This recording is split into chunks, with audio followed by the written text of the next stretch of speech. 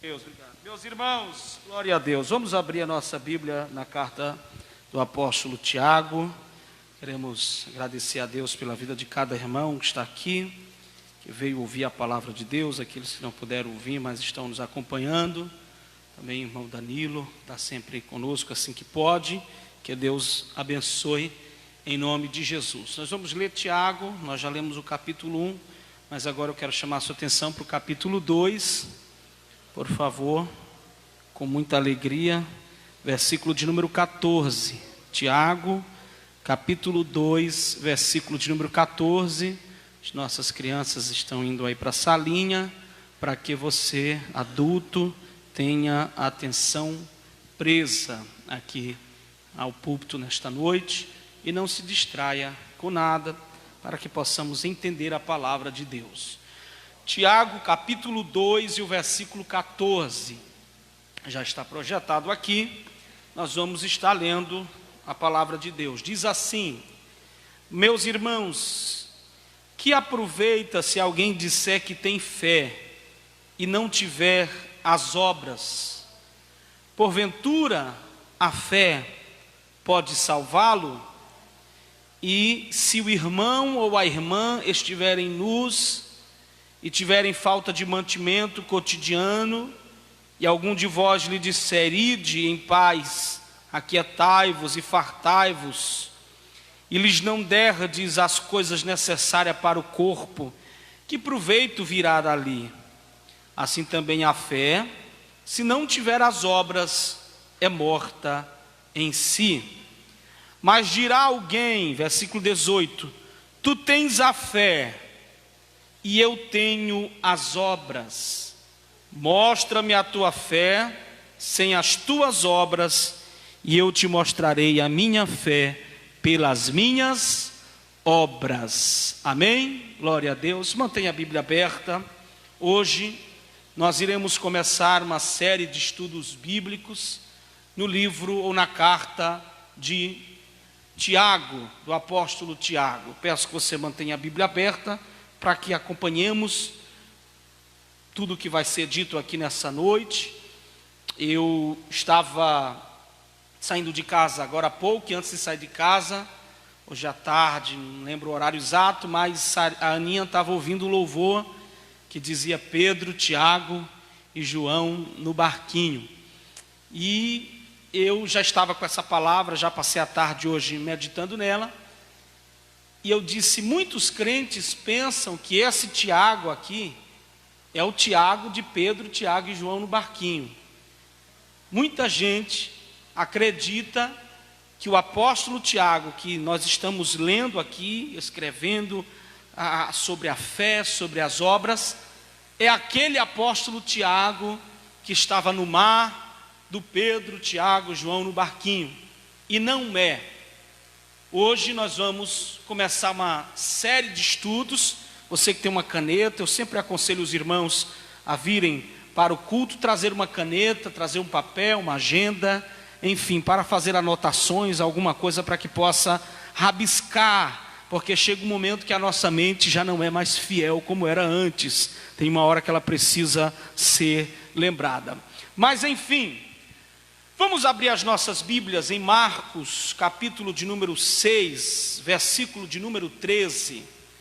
Eu não vou conseguir acompanhar ali no telão, porque eu dispensei a Sarinha para ir para a salinha das crianças, para não perder as bênçãos que a idade dela permite assim desfrutar. Então nós vamos aqui mesmo, acompanhando, visto que hoje estamos um pouco desfalcados no Data Show. Mas Evangelho de Jesus, segundo escreveu São Marcos, capítulo de número 6 e o versículo de número 3. Quem pode ficar de pé e ler esse versículo com muita alegria, como aquela voz que todos ouçam em nome de Jesus. Marcos, capítulo 6, versículo 3. Por favor, alguém leia.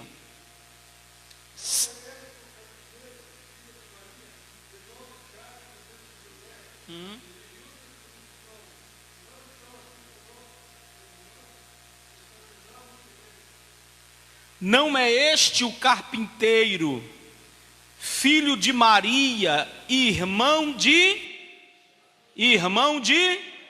Tiago. Vamos ler de novo? Capítulo 6, versículo 3. Não é este o carpinteiro, está falando acerca de Jesus, filho de Maria e irmão de Tiago. Então preste atenção. Jesus, ele tem alguns irmãos físicos, carnais.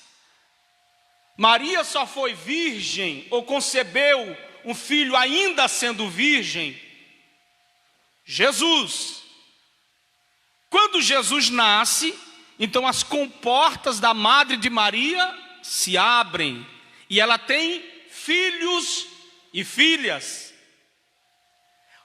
O relato sagrado de Marcos 6 é alguém que diz assim: mas não é este o carpinteiro? De quem que ele está falando? De Jesus. Não é este o carpinteiro? Aí ele vai citar a ordem dos irmãos de Jesus, abaixo de Jesus, porque era um costume da época, citar sempre do mais velho para o menor. Então ele diz assim: não é este o carpinteiro, filho de Maria, é irmão de Tiago, e de José, e de Judas, e de Simão, e não estão aqui conosco suas irmãs? Alguém me ouvindo aí? Então o Tiago que nós vemos escrever esse texto é o Tiago, irmão do Senhor Jesus. Agora vamos entender um pouquinho para a gente chegar à questão da epístola. Jesus, preste atenção que isso aqui é tremendo. Jesus, ele viveu até os 30 anos de idade, como um menino, ou como um jovem, ou como uma pessoa normal.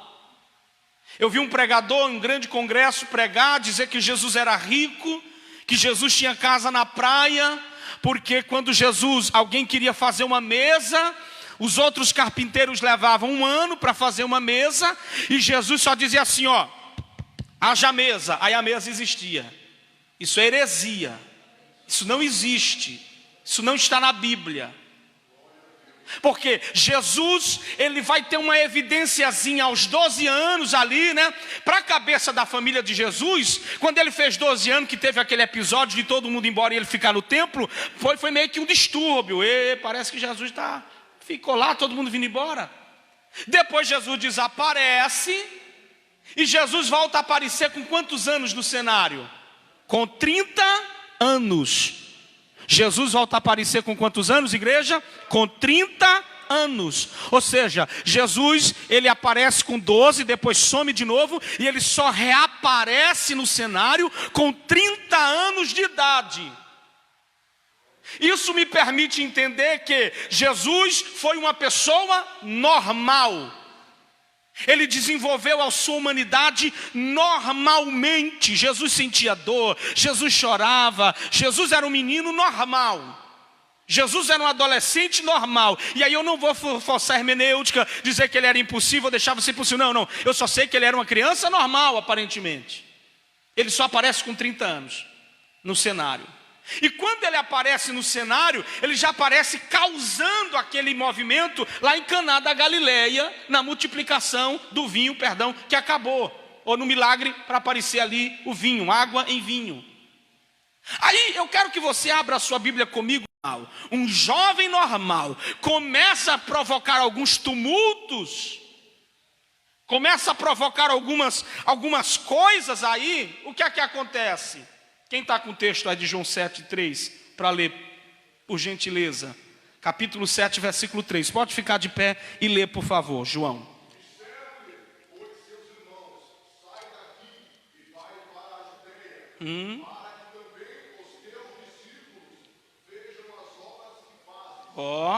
Pode continuar, 4. Porque não há ninguém que procure ser conhecido que faça coisa alguma em oculto. Fazes essas coisas, manifesta-te ao mundo. 5. Porque nem mesmo os seus irmãos criam nele. Agora olhe para cá. Obrigado, irmão Danilo. É assim. Aquela pessoa que aparentemente era um menino normal, Aquela pessoa que aparentemente era uma pessoa comum, porque até então ele é um menino comum, ele é um jovem comum, 30 anos, ele é comum. Aí de repente essa pessoa comum começa a causar tumulto. Imagine aí o irmão da igreja, alguém da sua família, ou alguém que você conhece, até então convive com você normalmente, de repente, do nada, essa pessoa começa a causar tumulto na igreja. Essa pessoa começa a causar bagunça, ou fazer bagunça. Essa pessoa começa a bagunçar, a chafurdar a coisa, e movimento vai, e fulano quer matar, e Beltrano puxa para cá, e Cicrano empurra para lá. Os irmãos de Jesus disseram assim: ficou doido. O que é que a Bíblia Sagrada diz? O texto que acabamos de ler, João capítulo 7, que os irmãos começam a dizer: vai para tal lugar. Tu não quer aparecer? Vou traduzir aqui para o nordestinês. Tu não quer se aparecer? Então se tu quer se aparecer, vai para tal lugar, que é para todo mundo ver o que é que tu anda fazendo. Porque se tu quer se aparecer, escondido aqui não resolve. Só que isso não é uma palavra de incentivo. Isso são os irmãos dele dizendo assim: vai para lá, maluco. Esse menino ficou maluco. E tem um episódio na Bíblia que eu não vou lembrar o versículo, mas os pastores vão me ajudar aqui, em que tem uma hora que eles se mobilizam para ir buscar Jesus, para prender Jesus e trazer Jesus amarrado para casa. Assim: rapaz, mãe, vamos buscar Jesus, vamos atrás de Jesus, porque Jesus está doido. Aí quando eles chegam lá fora, que a mãe de Jesus assim, fala para ele que a mãe dele que está aqui, ele sabe o que é que está acontecendo. Aí é nesse episódio que ele diz assim: diga para ela que minha mãe e os meus irmãos são esses aqui que estão ouvindo a palavra de Deus. É nesse episódio que acontece isso. Então olhe para cá, os irmãos de Jesus fazem uma forte resistência ao ministério dele. E segundo Eusébio de Cesareia, que é um historiador da igreja, o mais ferrenho era o Tiago, o irmão mais velho depois de Jesus. O que mais pegava no pé, aquele que virou inimigo, aquele que virou perseguidor, de dizer assim: você não é doido, você está confrontando a nossa fé. Porque Tiago, ele é judeu até o tutano. O judaísmo pulsa muito forte no coração de Tiago.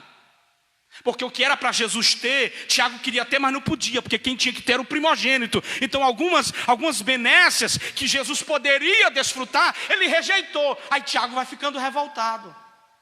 Aí Tiago vai dizendo assim: você quer saber de uma? Você quer ser doido? Vai ser doido lá no centro. Você quer se aparecer? Então vai pregar na rodoviária, vai lá que os teus discípulos vão se juntar lá. Aí todo mundo vai ver quem você é de uma vez. Aí todo mundo vai ver quem você é de uma vez, porque você está confrontando a nossa fé. Você está envergonhando o judaísmo. Você já vai entender por que sujar a epístola.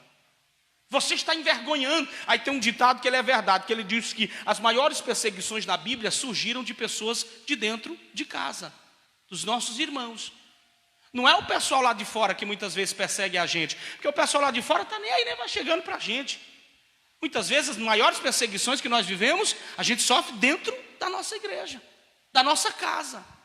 Só que aí Deus provando quem é quem, Deus mostrando quem é quem, e Deus te preparando para viver uma história de milagre. Então não desista. Se estão te perseguindo, se estão te acusando, se os teus irmãos, se quem mora com você está dizendo que não acredita em você, não se preocupe. Tome a tua postura e deixa Deus usar a tua vida. Mas aqui a situação ficou insuportável. Quem tem mais de um filho aqui sabe que às vezes tem essas brigas de filhos. Nem toda a família tem irmãos que são uma bênção, mas tem irmãos que um não suporta a ideia de conviver com o outro. É assim ou não é? Se você der para um e você não der para o outro, meu amigo, o circo pegou fogo. Sempre tem o mais ciumento no meio dos irmãos. Sempre tem o xodózinho do papai e da mamãe, que fica meio bravo, porque os outros estão sendo paparicados, mas eu era o que devia ser. Sempre tem. E com Tiago, Jesus estava nessa situação. Da parte de Jesus não, da parte de Tiago. Tiago confrontando. Tiago dizia assim: você não é o filho de Deus. Eu não acredito no seu poder. Eu não acredito no que você está dizendo, porque você é um carpinteiro, eu te vi crescer. Eu te vi ser quem você é. Então você não me venha com a história de que é o escolhido e dizer que era o Messias. Para alguém que levava o judaísmo a sério, irmão, era pegar fogo. Se dizer assim, eu sou o Messias, o Machia, era pegar fogo, era rasgar vestes. Aí Jesus morre, e até a morte de Jesus, eles não tinham se convertido. Até a morte de Jesus, os irmãos de Jesus estão longe. Tanto é que lá na cruz, Jesus olha para Maria e ela diz, mulher, eis aí o teu filho. Para quem ele aponta? Para João. Ele aponta para João porque ele está fazendo algo que é uma tradição da época, passando a responsabilidade de primogênito. Então ele está dizendo, João, cuida dela.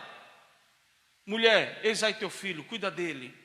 Por que ele faz isso? Porque Tiago não está lá. Tiago tinha que estar lá para ele passar para Tiago a responsabilidade. Agora abra comigo a sua Bíblia num texto muito interessante, 1 Coríntios capítulo 15 e o versículo de número 7, por favor. Todos que puderem abrir a Bíblia, porque a gente vai entender algo maravilhoso da parte de Deus. Jesus morre, os irmãos estão dizendo, morreu, mas também estava procurando, né? Desafiando o judaísmo, desafiando o sumo sacerdote, desafiando o sacerdote, desafiando a lei de Moshe, de Moisés. Agora vamos ler comigo, por gentileza, 1 Coríntios. Queria que todos abrissem para você entender. E vai anotando, irmão, essas referências aqui, que te ajudam a montar esse quebra-cabeça. 1 Coríntios, capítulo de número 15. Nós vamos ler o versículo de número 7. O que é que diz? Alguém diz aí, por favor. Veja o 6, por gentileza. Veja o 6. Não, vamos ler a partir do 5. Pronto, aí fica certo. 5, 15 e 5. Quem pode ler? Fique de pé e leia, por favor. 1 Coríntios. E apareceu a Pedro e depois aos 12 apóstolos. 6.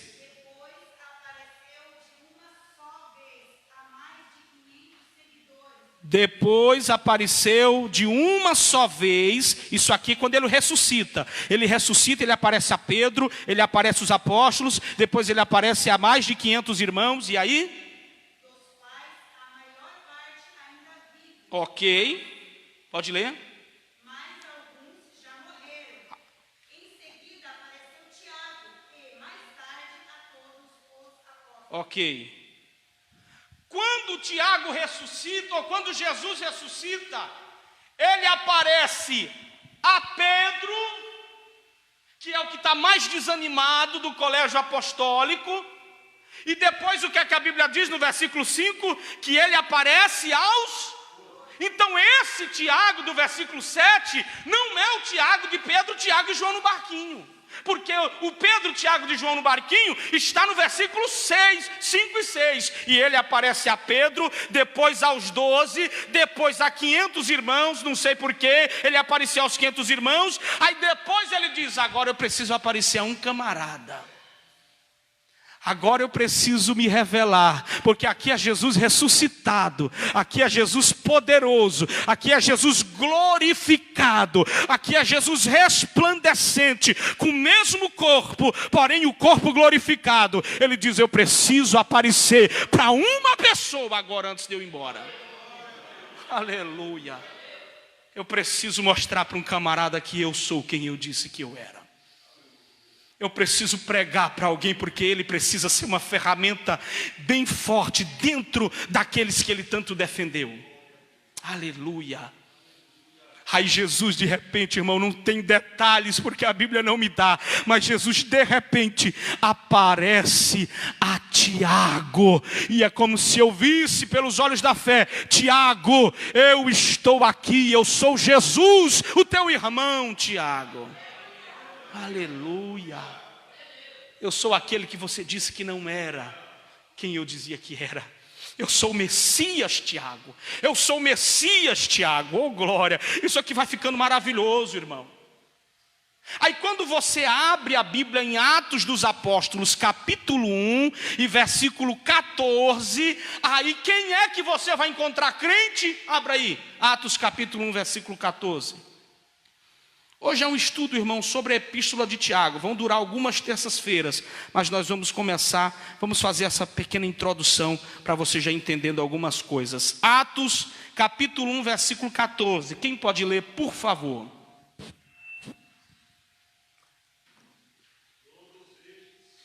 Todos estes perseveravam unanimemente em oração.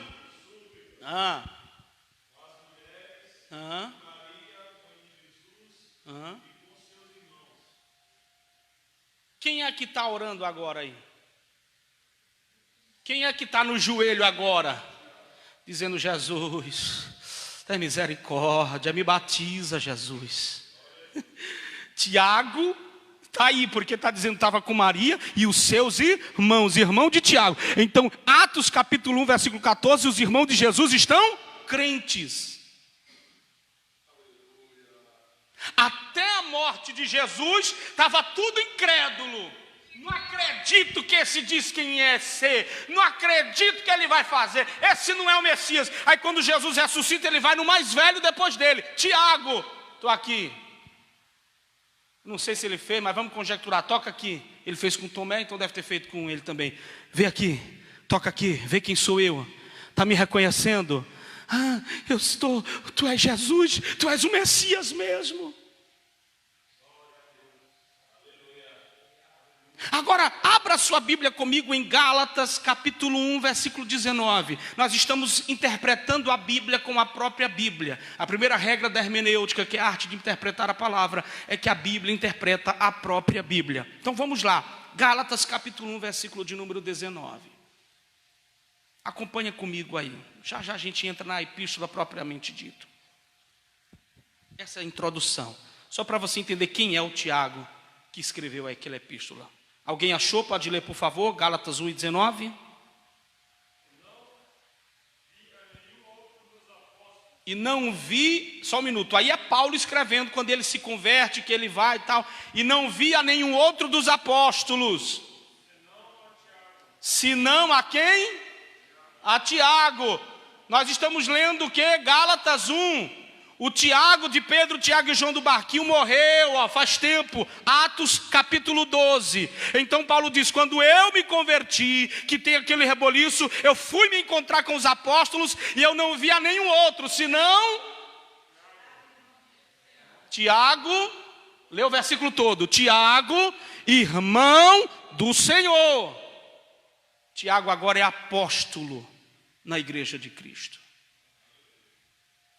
Tiago agora é comissionado para pregar o evangelho. Agora, se você pular um capítulo, no capítulo de número 2 de Gálatas, e o versículo 9, pode ler para mim, por favor, Atos 2 e 9.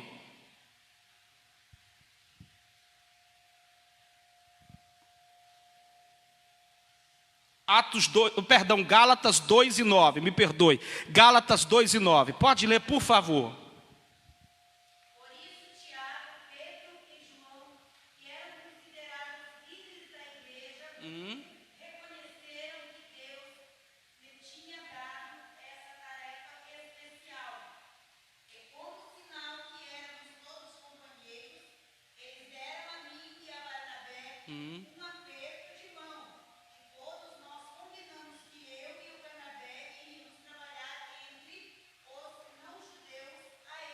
Aleluia. Amém. Lê só o início desse versículo, só o início. Por isso, Tiago, Pedro, só um minuto. O Tiago apóstolo, Tiago menor já morreu. Aqui é Tiago, irmão do Senhor. Olha como é que está a situação.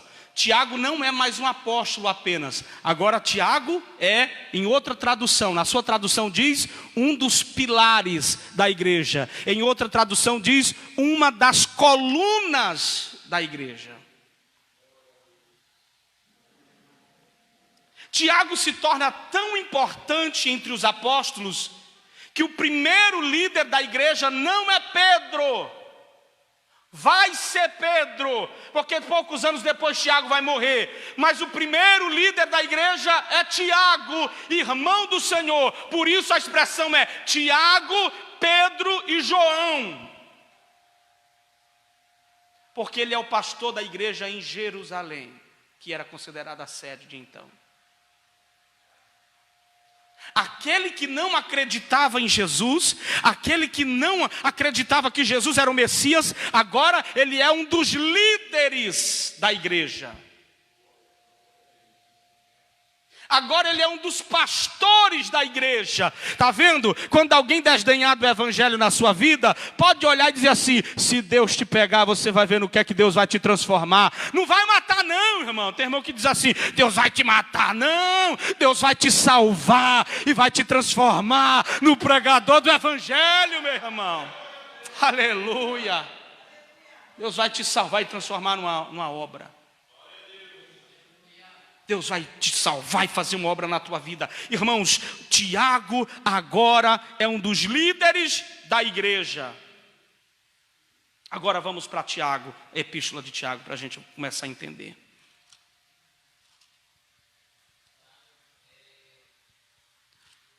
Quando Tiago escreve essa epístola, ela é uma das mais antigas da Bíblia. Ele escreve essa epístola aos irmãos judeus que estão dispersos. Versículo 1, Tiago, servo de Deus e do Senhor Jesus. Olha aí, o Tiago que não acreditava em Jesus, agora diz: eu sou servo de Deus e de Jesus, seu filho, as 12 tribos que andam dispersas. Eu vou ser mais detalhista, dizer que Tiago escreve essa carta aos judeus. Aquele povo que Tiago tanto defende e diz assim: Jesus, você não pode desafiar nossa fé. Jesus, você não pode dizer que nós temos que rejeitar a lei de Moisés. Você não pode vir aqui dizer que você é o fim da lei. Esse Tiago está dizendo: eu tenho uma coisa para dizer para vocês, uma mensagem para vocês que estão se convertendo. Porque aqui são judeus convertidos. No capítulo 2, que é o capítulo que nós lemos, para a gente começar a encerrar essa introdução, para a terça que vem a gente terminar ela e entrar no detalhe a mais. Mas no capítulo 2 que nós lemos, versículo 14 diz: meus irmãos, que proveita se alguém disser que tem fé e não tiver obras? Porventura a fé pode salvá-la? Essa epístola de Tiago, ela foi questionada, inclusive por Martinho Lutero, que é o fundador do protestantismo. Ele questionava essa carta, outros questionavam e diziam assim: mas como pode? Se Paulo diz que a fé vem pelo ouvir, é pela fé, perdão, a salvação é pela fé, a salvação é grátis, é dom gratuito de Deus. Aí me vem Tiago e diz que a salvação é pelas obras. Eles começam, irmão Damião, a questionar que a salvação, diz assim: não, a salvação é pela fé. Mas Tiago está dizendo que a salvação precisa muito das obras. Aí isso ficou uma confusão na cabeça do povo. O pessoal começou a dizer: e aí, é pela fé ou pelas obras? A salvação basta eu apenas crer e pronto, e está resolvido? Ou precisa-se de obras, precisa de alguma coisa? Como é que funciona isso aí? Isso deu um nó na cabeça de muita gente até hoje, dá? E hoje à tarde eu fiquei estudando isso aqui, procurando de Deus uma resposta. E aí o Senhor foi me esclarecendo no capítulo 1. Volta para o capítulo 1 comigo. Versículo 2. Meus irmãos, tende grande gozo quando cairdes em várias tentações. Onde tiver tentações aí, deve estar provações. Que são duas palavras parecidas no original. Mas é provação, porque Deus não tenta ninguém. São provações. No versículo seguinte ele vai dizer, ele vai deixar isso mais claro: sabendo que a prova da vossa fé produz paciência. Mas o contexto que ele está escrevendo isso aqui é o contexto em que a igreja está sendo perseguida. A igreja está sendo o quê? Vamos lá, 1, 2, 3. A igreja está sendo A igreja está sendo perseguida. As pessoas estão ameaçando, os irmãos se dispersaram, foi cada um para um lado, um para o outro lado, todo mundo fugindo, porque não aguentava mais tanta provação. Aí o que é que acontece? Quando você não suporta mais uma coisa, uma situação, o que é que você faz normalmente? Você desiste, volta, recua. E o que estava acontecendo aqui é que muita gente estava recuando e dizia assim: esse negócio de ser crente é difícil demais. Esse negócio de ser crente é muito mais do que carregar uma Bíblia debaixo do braço. Eu pensei que ser crente era só eu dizer que sou crente e estava resolvido, e glória a Deus, e estou salvo. Eu pensei que ser crente era eu entrar na igreja e minha vida ia dar uma guinada de 180 graus, e eu ia sair da pobreza para a riqueza, da luta para a bênção, e com Jesus é tudo maravilha. E esses irmãos foram percebendo que é muito mais do que isso. Esses irmãos foram percebendo que ser crente não é um mar de rosa. Esses irmãos foram percebendo que ser crente não é ficar levando tapinha nas costas todos os dias, ser bajulado, ser elogiado. Não, esses irmãos foram percebendo que para ser crente precisa haver uma cruz para se levar. Não basta você dizer que é crente. É isso que ele está dizendo aqui. Os irmãos acharam que ser crente era, oh glória, a coisa vai melhorar. Por quê, irmão? Porque a gente entra na igreja às vezes e a gente acha que a igreja é o paraíso, é o seio de Abraão. A gente se converte e a gente diz assim: uhul, não estou livre de fofoca, uhul. Você que pensa. A pessoa se converte e diz: uhul, estou livre das críticas. Aqui todo mundo vai bater no meu ombro e dizer: vai lá, campeão. Aí vai passando o tempo, você vai percebendo que, irmão, a luta é grande. A cruz é pesada.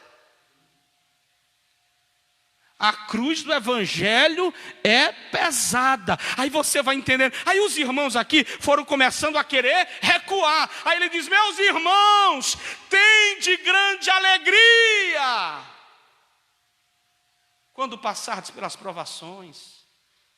Em outra tradução, quando você estiver no meio do furacão na igreja, dê glória a Deus, se alegre. Quando você estiver sendo perseguido, dê glória a Deus, dê aleluia. Quando alguém estiver jogando aquelas indiretas bem na tua testa, que chega certa, dê glória a Deus, dê aleluia.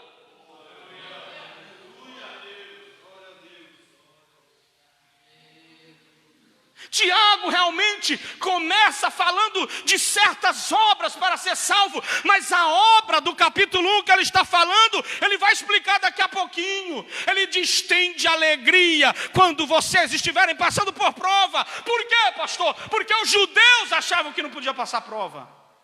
Ele vira o pastor dos judeus aqui. Eu vou te dizer uma coisa que talvez você nunca observou. Os ricos que ele fala nesse texto não é rico financeiramente, são judeus. Os pobres que ele fala nesse livro somos nós, que não somos judeus. Aí ele está dizendo: o rico se glorie pelo seu abatimento. Você, Israel, se glorie porque você foi abatido, você não aceitou a salvação. E os pobres se alegrem pela sua exaltação. Você que não conhecia Jesus, dê glória, porque com a fraqueza deles você entra em cena. Aleluia! Não é rico financeiramente, tem nada a ver. Olha o que ele diz: seja alegre. Irmão, quem é que fica alegre aqui? Vou perguntar, seja sincero. Quem é que fica alegre quando você vai para a igreja e alguém critica você bem no meio da pleura central, que nem diz lá no Nordeste? Quem é que fica alegre? Fala a verdade. Você volta alegre para casa? Você volta dizendo: uhul, fui criticado. Yes! Só se for doido na cabeça, né? Eu cantei hoje e o irmão riu de mim. Uhul, mas eu estou alegre. Mas Olha o que é que Tiago diz, olha o que é que Tiago diz. Tiago está pregando para o povo que ele defendeu. Por que é que Jesus aparece para Tiago? Porque ele vai ser uma ferramenta fortíssima. Ele diz assim, versículo de número 4, leia aí na sua Bíblia comigo. Tenha persistência, paciência nesse texto aqui é você esperar, esperar e esperar. Não saio e não saio. Não desisto e não desisto. Esse paciência, traduzido por paciência, mas no texto original é perseverança. Ele está dizendo, tenha porém a paciência. Agora pega isso aqui, que isso aqui é tremendo. Lembra da obra perfeita que ele tanto fala? Ele está dizendo ali, tenha a paciência, a sua obra perfeita. Não, olha o que é que Tiago está dizendo. A paciência que você tem, a perseverança que você está tendo, precisa ser perfeita, obra perfeita. Aí eu, meditando nisso hoje à tarde, eu comecei a dizer, peraí, quando é que uma obra está perfeita? Alguém aqui que mexe com construção, está construindo, ou é pedreiro, ou pediu para alguém construir. Quando é que a obra está perfeita? Quando está terminada, completada. Se um pedreiro começa a obra na sua casa e ele recebe o milão que você vai dar para ele e nunca mais volta, a obra foi imperfeita. Agora o que é que ele está dizendo? Tenha a tua perseverança, que a tua paciência tenha obra perfeita, ela seja completa, ela seja permanente, ela seja duradoura, porque a tua obra que vai te levar ao céu é quando a tua paciência for até o final da vinda de Jesus. É quando você não desiste, é quando você não abre mão de tudo, é quando você sofre, mas chega lá no final, aí é obra perfeita, aí, meu irmão, é salvação.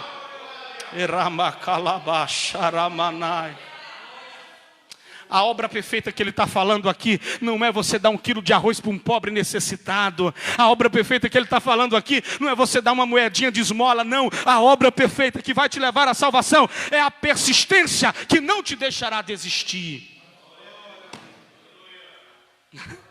Isso aqui é magnífico, isso é magnífico. Sabe o que ele está dizendo para eles? Porque eles estão desistindo. Ele está dizendo, ei, vocês estão pensando o quê? Que começar é o suficiente.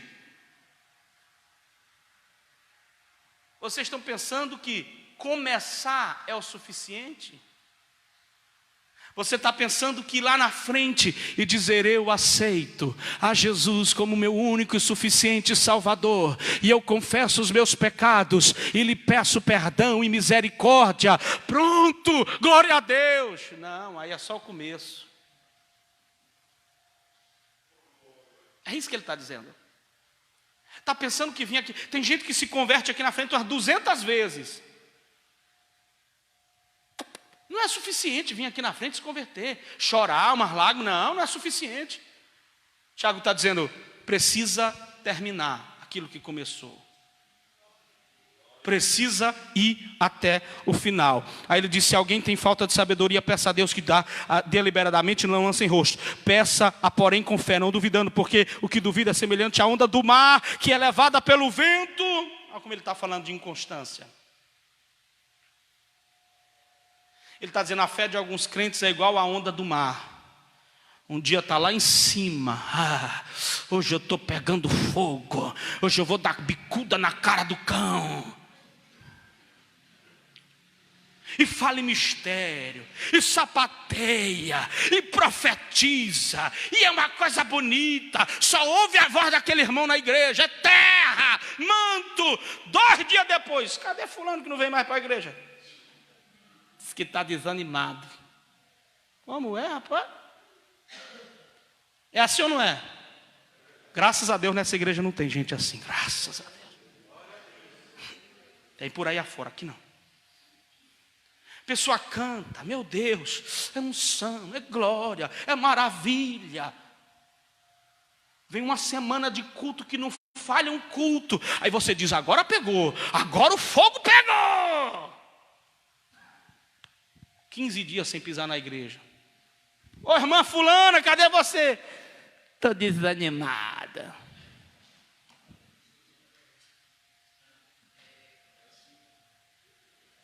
Olha o que é que Tiago está dizendo, irmãos. A sua fé não pode ser como a onda do mar.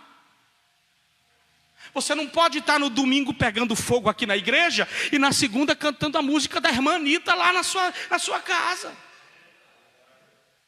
Você não pode estar domingo aqui sapateando com a saia lá embaixo e está no Pentecoste e lá fora está usando uma roupa indecente. Não pode. Isso é onda do mar. Aqui você abraça, paz do Senhor, minha amada. Lá fora você passa e diz, paz.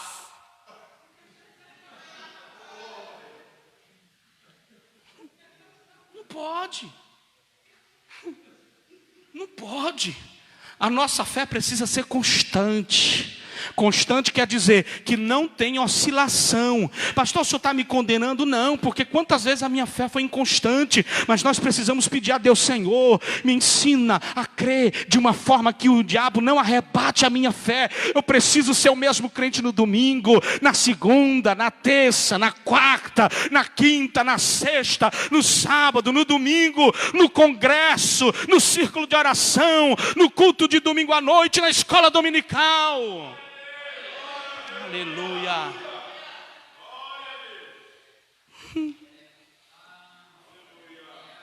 Ele diz, não seja inconstante, seja constante. Aí ele chama no versículo 8 de homem de coração dobre. O que é o homem de coração dobre? É aquela pessoa que parece que tem distúrbio no humor. No domingo está assim, Pai do Senhor, amado. Na segunda, senhor, irmão, fala comigo não.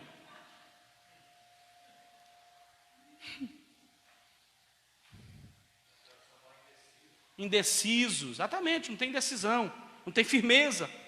Aí ele diz, olha, faz assim não. Aí ele vai entrar no versículo 9, porque ele está falando com os judeus. Ele diz, glorie-se o irmão abatido na sua exaltação. Ou seja, o rico em seu abatimento, o pobre abatido na sua exaltação. Aí ele está falando de judeu e de nós. Está dizendo, vocês judeus, vocês não tiveram consistência, vocês negaram a fé, vocês rejeitaram Cristo. Agora tem um pobre que Deus exaltou, que sou eu e você. Eu vou começar a encerrar aqui por causa do nosso tempo. Mas ele diz no versículo 12, bem-aventurado o varão que sofre a provação. Tem alguém passando por provação aqui? Levante a mão.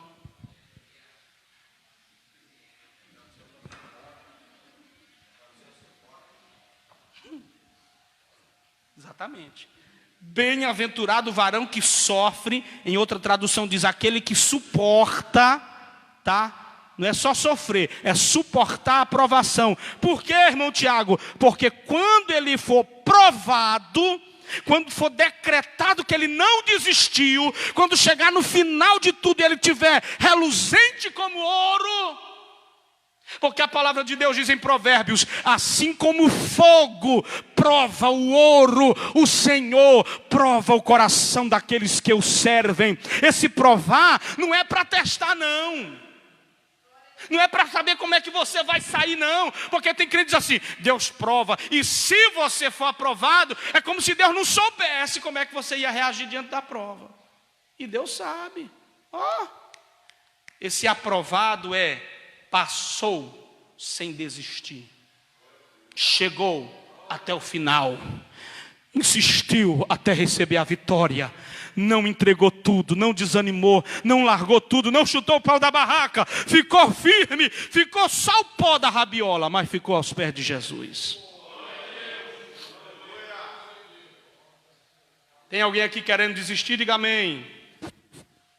Tem alguém querendo chegar até o final? Diga glória a Deus.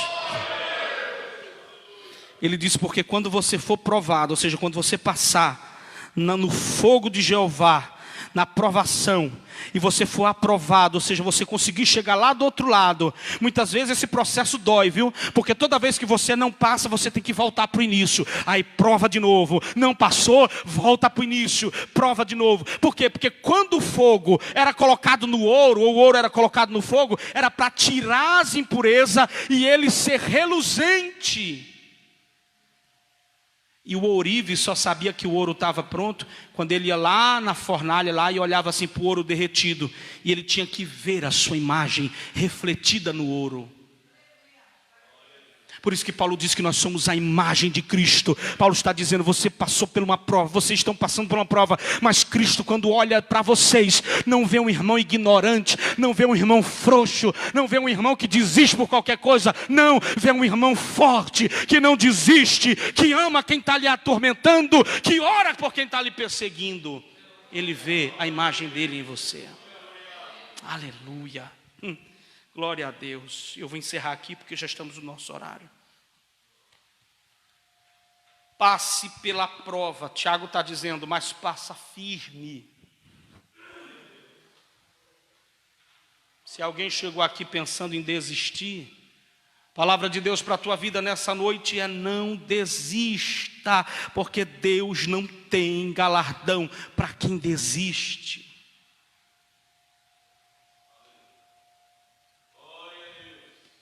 É muito fácil querer fugir da prova. É muito fácil eu querer sair daqui para ir para lá, porque aqui eu estou sendo provado. Mas eu vou te dar um recado de Deus: se o que você está passando é processo de Deus, você pode ir para onde for, lá você vai passar a mesma coisa, porque você precisa ser aprovado. Não adianta você se deslocar, se mudar, sair de uma congregação e para outra. Eu vou porque eu preciso fugir da prova. Não, a prova vai te acompanhar até onde você for, porque você precisa vencer essa prova e ser aprovado por Deus. Você precisa receber o carimbo, o selo de Deus dizendo: esse aqui é campeão, esse aqui não desiste. Choveu pedra, choveu flecha, fez tempestade, o vento veio, mas ele está aqui, está de pé, porque ele está firmado na rocha. Aleluia. Vamos ficar de pé, meus amados irmãos, vamos orar. Terça que vem nós vamos estar ministrando a partir do capítulo de número 2. E vamos entender como